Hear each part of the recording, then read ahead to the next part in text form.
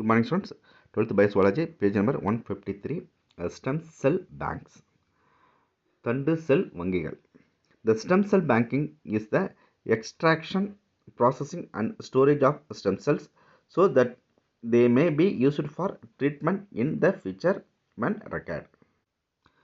தண்டு செல் வங்கிகள் எனப்படுவது எதிர்கால சிகிச்சை தேவைகளுக்காக தண்டு செல்களை பிரித்து எடுத்தல், பதப்படுத்துதல் மற்றும் சேமித்து வைத்தல் ஆகிய பணிகளை உள்ளடக்கியது தான் தண்டு செல் வங்கிகள். Amniotic cell bank is a facility that stores stem cells derived from amniotic fluid for future use. Amniotic fluid என்றது பனிக்குட திரவம். அந்த பனிக்குட திரவத்தில் இருந்து பெறப்படும் தண்டு செல்களை எதிர்கால பயன்பாட்டிற்காக சேமித்து வைக்கும் வசதி கொண்ட இடத்திற்கு பனிக்குடவ திரவ செல் வங்கி என்று அழைக்கப்படுகின்றது. இது ஒரு 2 மார்க் கொஸ்டின்ஸில் கேட்கறதுக்கு வாய்ப்பு இருக்கு.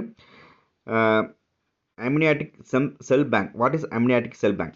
It is a facility that stores stem cells derived from the amniotic fluid. Amniotic திரவத்தில் இருந்து the stem cells பிரித்து எடுத்து அதை ஸ்டோர் பண்ணி வைக்கக்கூடியது தான் என்னது amniotic cell bank என்று அழைக்கப்படுகின்றது.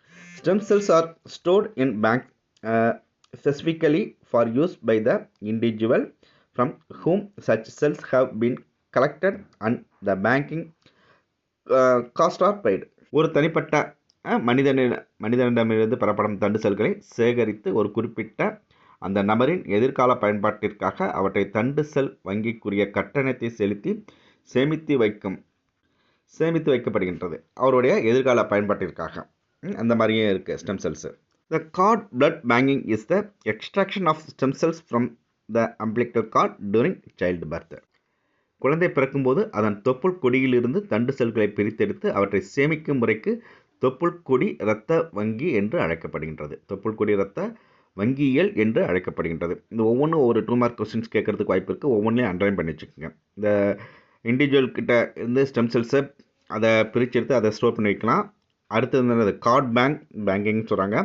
The cord blood banking is the extraction of stem cells from the umbilical cord during childbirth. இந்த குழந்தை பிறக்கும்போது அந்த தொப்புள் கொடியில், அதான் அம்பிளிக்கல் கார்டு, தொப்புள் கொடியிலிருந்து தண்டு செல்களை பிரித்தெடுத்து அவற்றை சேமித்து வைக்கும் முறைக்கு தொப்புள் கொடி இரத்த வங்கியியல் என்று அழைக்கப்படுகின்றது. While the umbilical cord and cord blood are the most popular sources of stem cells, the placenta, the amniotic sac and amniotic fluid are also rich sources in terms of blood quantity and quality. தொப்புள் கொடி மற்றும் அதன் இரத்தம் ஆகியவை தண்டு செல்களுக்கான சிறந்த மூலங்கள் ஆகும். என்னது அம்பிளிக்கல் கார்டு அண்ட் அம்பிளிக்கல் என்னது கார்ட் பிளட், இது ரெண்டும் என்னது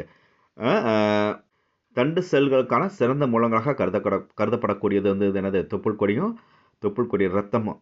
இது ரெண்டு தான் என்னது தண்டுவட செல்களுக்கான சிறந்த மூலங்களாக கருதப்படுது.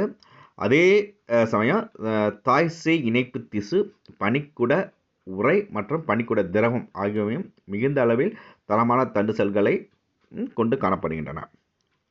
The placenta, amniotic sac and amniotic fluid are also rich sources in terms of both quantity and quality. இந்த தாய்சேய் இணைப்பு திசுவும் பனிக்குட உறை மற்றும் பனிக்குட திரவம் இவையும் என்னது மிகுந்த அளவில் தரமான தண்டு செல்களை கொண்டு காணப்படுகின்றன. இவைகளின் மூலமாகவும் அந்த தரமான தண்டு செல்கள் உற்பத்தி செய்ய முடியும். இந்த பேரால என்னென்ன இருக்குன்னு பார்த்தோன்னா ஸ்டெம் செல் பேங்கிங்ன்ற ஒரு கொஸ்டின்ஸ் இருக்குது. வாட் இஸ் அம்னியாட்டிக் செல் பேங்க்னா என்னன்னு கேட்குறதுக்கு வாய்ப்பு இருக்குது.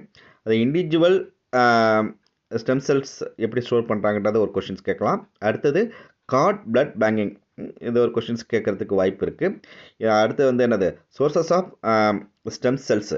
ஸ்டெம் செல்ஸ் எதுலேருந்து நமக்கு அதிக அளவில் கிடைக்குதுன்னு பார்த்தோம்னா அம்பிளிக்கல் கார்டு, கார்ட் பிளட், இதில் ரெண்டு அதிக அளவில் நமக்கு தரமான ஸ்டெம் செல்ஸ் கிடைக்குது. அது மட்டும் இல்லாமல் பிளசண்டா, அம்னியாட்டிக் சாக்கு, அம்னியாட்டிக் ஃப்ளூயிட் இதுவும் என்னது தரமான ஸ்டெம் செல்ஸ் உற்பத்திக்கு இவைகளும் மூலம் சோர்சஸாக இருக்குது. நல்லா பார்த்துங்க. ஸ்டெம் செல் பேங்கிங், அடுத்து என்னது அம்னியாட்டிக் செல் பேங்கிங், கார்ட் பிளட் பேங்கிங், இதனால் தெளிவாக படித்து வச்சுக்கோங்க. இதுலேருந்து ஒரு 2 மார்க் கொஸ்டின்ஸ் கேட்கறதுக்கு வாய்ப்பு இருக்குது. தேங்க்யூ.